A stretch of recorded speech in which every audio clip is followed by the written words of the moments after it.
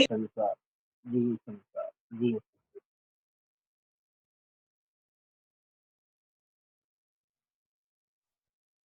इस संपूर्ण सृष्टि में मनुष्य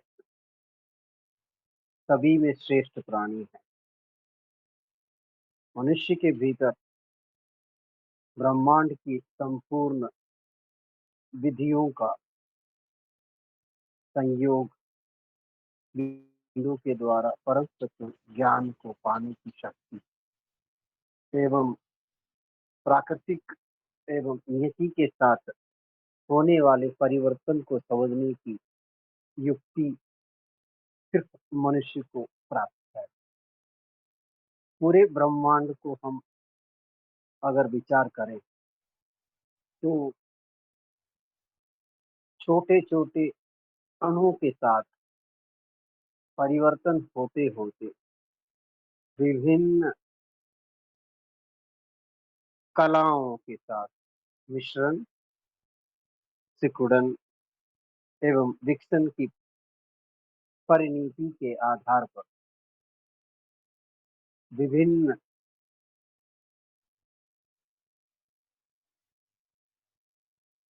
कणों में परिवर्तित होते हुए विभिन्न तत्वों को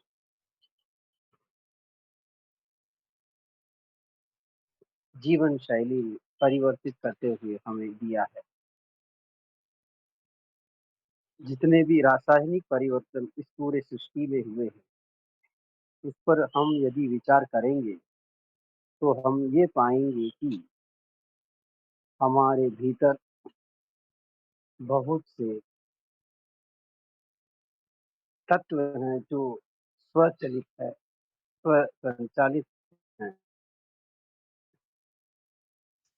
विषय की और गहराई से हम अगर ध्यान दें तो आपको ये पता ही होगा कि हमारा शरीर जो है, स्थूल शरीर,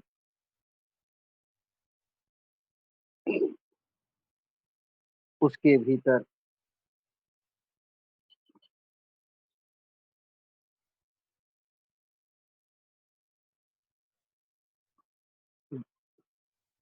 प्राण संचालित शरीर एक है और एक जीवकांत शरीर, तीन शरीर के रूप में हमारा शरीर संचालित है, जिसका समझकर कार्य करना आज के समय में हर एक मनुष्य के लिए आसान नहीं है। इस युक्ति को और गहराई से यदि हम जानने की कोशिश करेंगे तो आप लोग ये समझेंगे कि एक स्वस्थ शरीर ही अपने प्राण के साथ सामंजस्य कर सकता है। उसकी मानसिक स्थिरता के लिए रक्त संचालन, उष्ण संचालन, वायु संचालन, उसके साथ साथ प्राण शक्ति और चुंबकीय शक्ति का संचारण शरीर को और मन को इस अद्भुत नियति को समझने के लिए एक आधारभूत शिला है। इसको प्राप्त करने के लिए हर एक मनुष्य को नियमित रूप से व्यायाम करना है, सरल सात्विक भोजन लेना है, नियमित रूप से परिश्रम करना है और दिनचर्या के बाद आराम या नींद के साथ साथ सह विचार और विचारों में एक मापदंड अपनाते हुए अपने जीवन यापन करना है। स्वामी जी के तत्वों को समझने से हमें ये ज्ञान प्राप्त होता है कि संपूर्ण सृष्टि में हर एक जीव के अंदर संचालित जीवाणु वो परम ब्रह्म तत्व का ही एक स्वरूप है। इस परम तत्व गुण को समझने के लिए ही मनुष्य मन उस दैविक शक्ति के सोचने और समझने की क्रिया के आधार पर श्रेष्ठ माना गया है। यदि वो अपने इन मूल तत्वों को भूलकर अपने अज्ञानता के कारण यदि उन नियमों का पालन नहीं करता है, तो वो बहुत से कठिनाइयों से जूझते हुए अपना जीवन यापन करता है। जैसे किसी भी विषय में अत्यधिक संलिप्त होने से हमें दुःख पहुँचता है।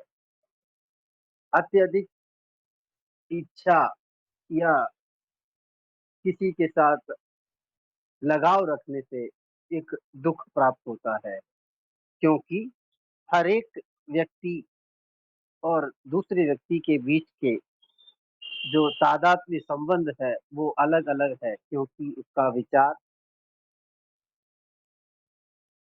उसके नियम, उसे प्राप्त गुण सब अलग-अलग है। हमारे शरीर में प्राण शक्ति, जीवकांत शक्ति और वीर्य शक्ति का संचारण हमें अपने शरीर को स्वस्थ रखने के लिए सहायक बनते हैं। इस क्रिया को समझते हुए जब हम अपने जीवन यापन करेंगे, तब वहाँ से उद्धृत होने वाले हर एक विचार या मन में एक सात्विक विचार प्राप्त होता है। स्वामी जी के नियमों के अनुसार सरल व्यायाम, ध्यान,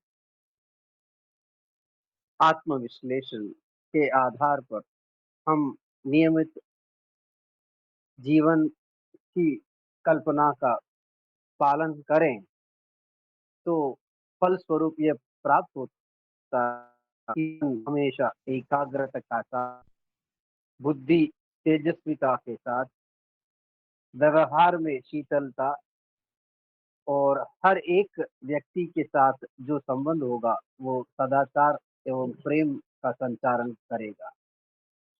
तब मन जो है किसी वासना के अधीन या इच्छा के अधीन लिप्त ना होकर अपने कर्म की पवित्रता को छ छलकाता रहेगा। मन में अत्यधिक उठने वाली तरंगें, उसका तात्पर्य है कि एक अभाव जो है शांत कर मन जो है शांति पाता है। जब ये मन शांति पाता है, तो हम ऐसे महसूस करते हैं कि हमारा मन नियति यानी प्रकृति के सामंजस्य के साथ संचलन हो रहा है। इस प्रक्रिया के पालन के फलस्वरूप मन ईशता माने उस दैवीय शक्ति का बोध उसे प्राप्त होता है।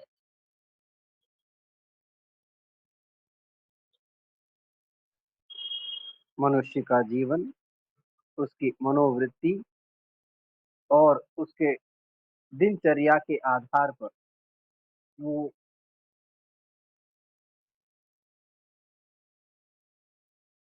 परिवर्तन देखते हुए अपना जीवन यापन कर रहा है। हमेशा इच्छा और अपने जो कार्य हैं उसमें सामंजस्य लाने की भले ही वो लाख कोशिश करे, जब तक उसके द्वारा किए गए कार्य उस दैविक स्वरूप ना हो, प्रकृति के अनुरूप ना हो, तो उसमें सफलता शीघ्र प्राप्त नहीं होती है। पूरे ब्रह्मांड में एक शब्द प्रचलित है जिसे हम कहते हैं कि वसुधैव कुटुंबकम। स्वामी जी के कथनों में भी पूरे ब्रह्मांड को एक परिवार के रूप में मानना है और इस परिवार में संपूर्ण मानव जाति अपने परिवार में मानना है। तो इस उच्च विचार से जब हम एक दूसरे से संपर्क करते हैं तो उसमें कोई स्वार्थ लिप्त भावना ना होने के कारण अपने मन में जो जागृत होने वाली तरंगे हैं वो दूसरे को शीघ्र प्रभावित करती है। तब मन का मन के साथ मिलन होता है और एक साधारण धर्म की परिपाटी जागृत होती है। मनुष्य को अपने मन की उस गहराई में होने वाली परिवर्तन को समझने की आवश्यकता है। तब अपने मन के भीतर स्वार्थ पर जागृत होने वाले मैं यानी मैं के बोझ से हम का बोध जागृत होगा। मन जब एकाग्रत अवस्था में होता है, ध्यानस्थ अवस्था में होता है, तो ईशता में विलीन होकर उस परम तत्व ज्ञान को प्राप्त करता है। इसके बीच में यदि मनुष्य कितना भी चतुर हो, लेकिन उस दैविक शक्ति के भीतर छिपी उस श्रेष्ठ कला को समझने के लिए एक आपको उदाहरण देना चाहूँगा, जो महाभारत के समय का है। पंच पांडवों के पिता पांडवों के पिता पांडु जब अपने शरीर त्याग रहे थे, तो पांडवों को उन्होंने आदेश दिया कि मेरे मृत्यु के बाद मेरे शरीर के अंग को आप अपने पांचों भाइयों में बांट लेना, यानी उसे ग्रहण कर लेना। तब उस क्रिया में प्रारंभ में जब करने जा रहे थे, तो कृष्ण वहां पर आए और उन्होंने पूछा ये जो कार्य कर रहे हैं वो गलत है, नीति युक्त नहीं है। मनुष्य के शरीर को नीति के विरुद्ध कोई कार्य नहीं करना चाहिए। क्या पर अग्नि द्वारा पंच तत्वों में लीन होने की प्रक्रिया होती है और उसी का पालन करना चाहिए। कृष्ण की बातों को मानते हुए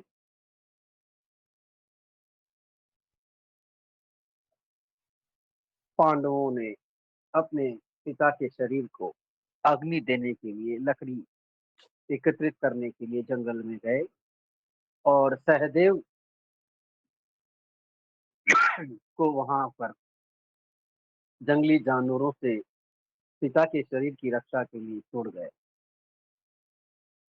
लेकिन सहदेव के मन में ये जागृत हुआ कि पापा का आदेश था कि उनके शरीर के एक अंग को ग्रहण किया जाए। वो विवश होकर अपने पिता के तर्जनी उंगली को ग्रहण कर चुका था, जिससे उसको पूरे ब्रह्मांड में व्याप्त ज्ञान की प्राप्ति हुई और उसी के आधार पर आगे चलकर सहदेव जो है एक बहुत बड़ा ज्योतिषज्ञ हुआ। आगे इसमें छोटा सा ये विषय दिया गया है कि जब ये लकड़ी एकत्रित करके आ रहे थे, उसके पूर्व गोद में सहदेव को यह लगा कि कृष्ण भगवान जो कृष्ण थे वो लकड़ी ला तो रहे हैं, लेकिन वो सर पे ना लाद कर सर के ऊपर वो तिलती हुई आ रही है, क्योंकि उसने पिता के उस अंग को ग्रहण किया और उससे जागृत ज्ञान पूर्व आभास से उस ब्रह्मांड के लीलाओं को समझने की शक्ति उसे प्राप्त हुई। जिसका बोध प्रश्नों के आधार पर कृष्ण ने जान लिया और कहा कि ये विद्या अपने तक सीमित रखें और किसी को साझा ना करें। इसके साथ में एक छोटा ये बात भी है कि महाभारत युद्ध में जो भी चीजें हो रही थी, चाहे वो ज्योतिष के आधार पर युद्ध का दिन निश्चित करना या आगे होने वाली चीजों को जानना, इतने होने के बावजूद भी जब कर्ण मारा गया और अंत में ही उन्हें पता चला कि कर्ण जो है पांडवों का भाई है, इसका बोध ज्योतिष के ज्ञान के आधार पर सहदेव को ना प्राप्त हुआ। तो कृष्ण से पूछा कि आप मुझे ये सब पूर्ण ज्ञान प्राप्त हुआ, लेकिन मैं अपने भाई होने का बोध ना जान सका। तो कृष्ण भगवान ने उन्हें बताया कि ये जो है नियति के परे है, जो हर चीज हर व्यक्ति ज्योतिष के आधार पर जान नहीं सकता है। इसका संपूर्ण अर्थ ये होता है कि मानव जीवन में जो भी क्रियाएं होती है, जो भी दुख, दर्द, खुशी, आनंद, मृत्यु होती है, ये नियति के आधार पर एक संचारित स्वरूप है जिसे हर व्यक्ति को गुजरना होगा। लेकिन उस ईश्वरीय तत्व का बोध प्राप्त करते ही उस शरीर में, उस मन में, उस प्रकृति रूप, नियति रूप के भावनाओं को समझने की शक्ति प्राप्त होगी। शारीरिक रूप से हम ये सभी सब जानते हैं कि ये शरीर जो है पंचभूतों का संकलन है, जिसमें बुद्धि तत्व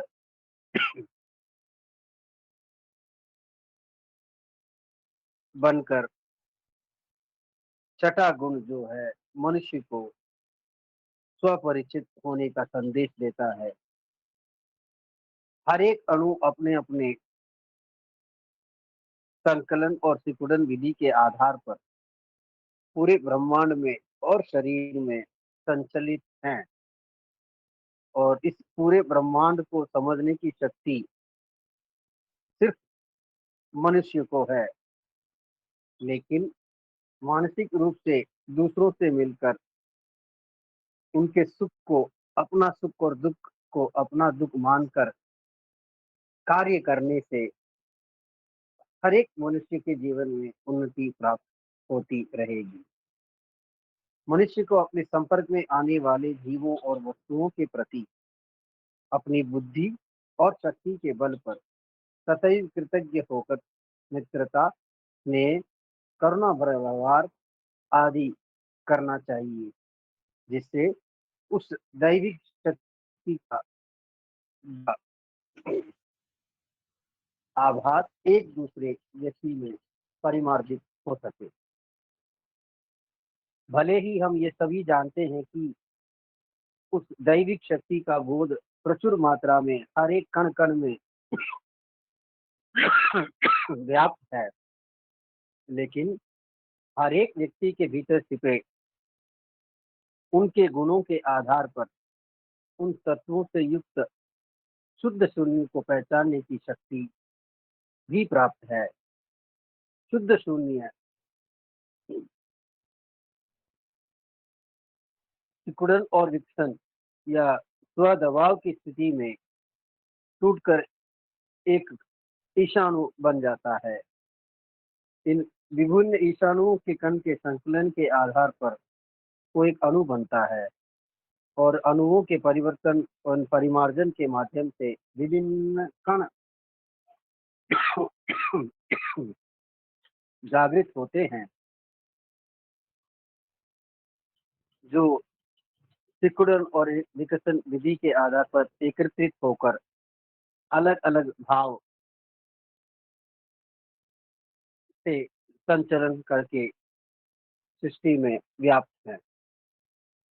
जीवन भर हर एक कार्य के अनुभव के रूप में अपने अनुवांशिक केंद्र में समय और काल के आधार पर जागृत होकर हमें अपने द्वारा या पूर्वजों के द्वारा किए गए संचित कर्म या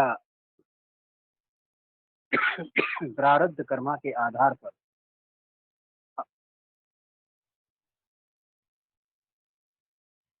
अपने उन अच्छे विचारों को या बुरे विचारों को उस ईश्वरीय तत्व के साथ मिश्रण करने के लिए एक अवसर या प्रेरणा प्रदान करते हैं।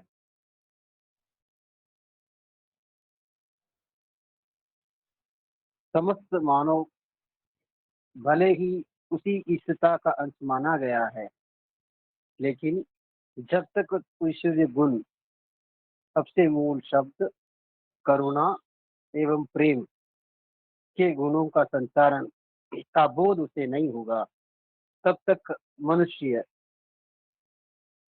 अपने गुण या होकर अपने उस ईश्वर तत्व को समझने में उसे बहुत कठिनाई होगी। ईश्वरता प्राप्ति रूपी जीवन के उद्देश्य की पूर्ति के परिणाम स्वरूप धर्म पथ पर प्रवृत्त होकर संपूर्णता प्राप्ति पानी होगी।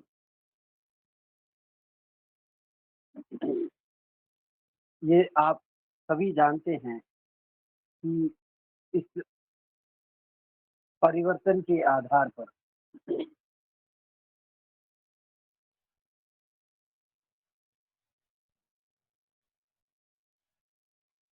जो भी जीवन में उसे प्राप्त है, वो दैविक शक्ति और परिमार्जन के आधार पर ही प्राप्त है।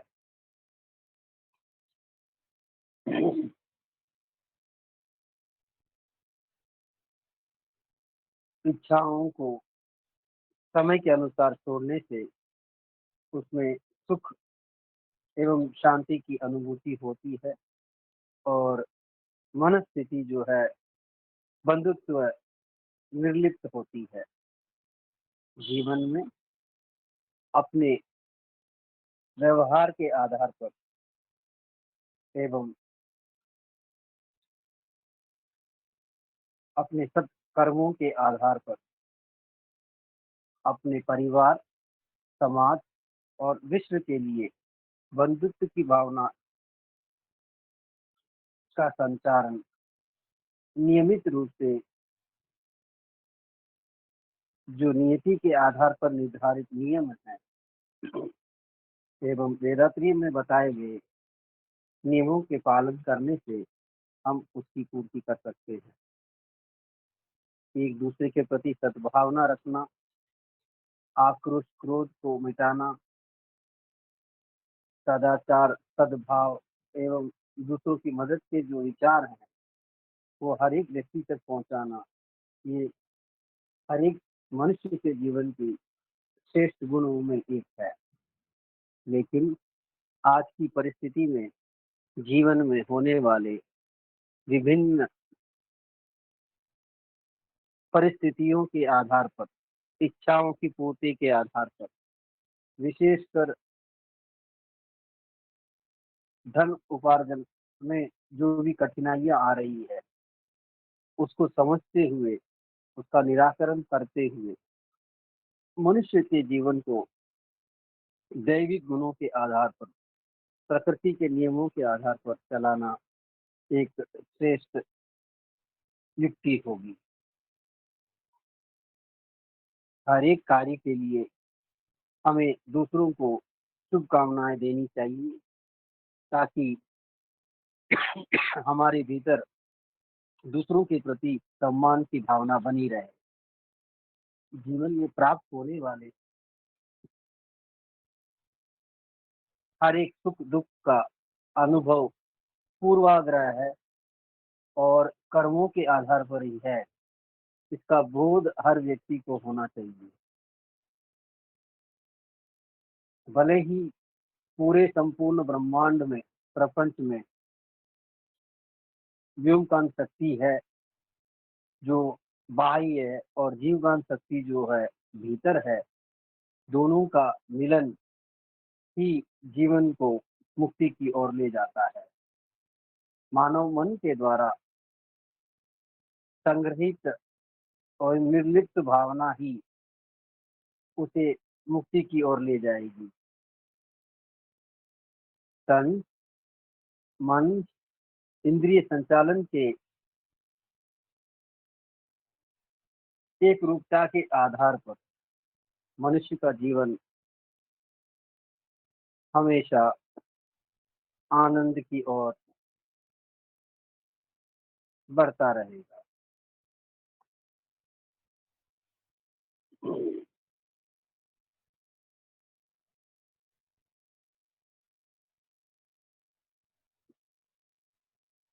जीवन में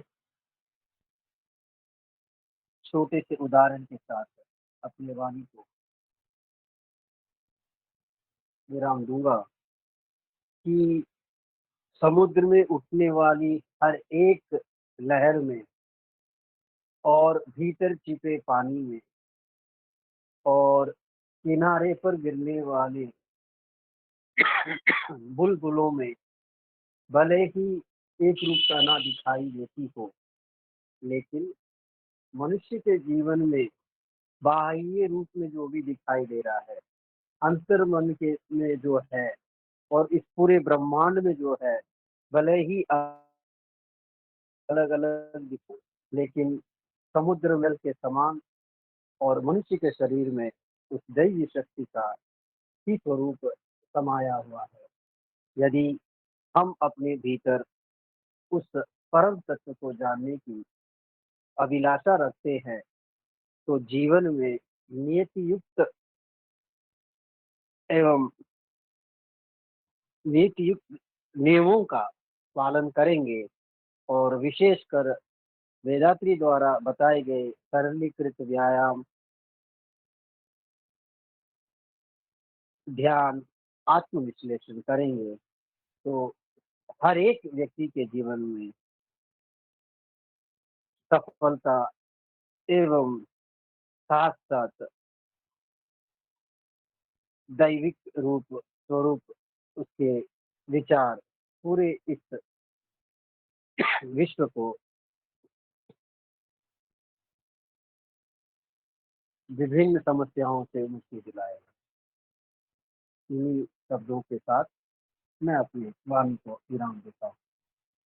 जिए संसार, जिए संसार, जिए समय।